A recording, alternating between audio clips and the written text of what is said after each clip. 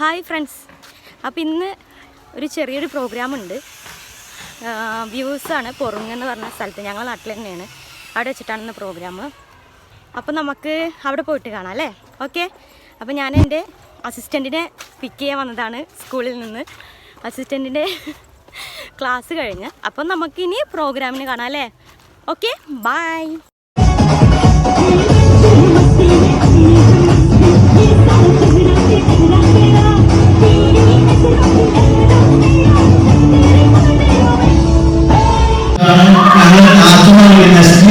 അവരുടെ മുഴുവൻ പേര് നാച്ചുനാഥിന് വരുന്നതോടാണ് കലഭൂഷണം പറയുന്നത്.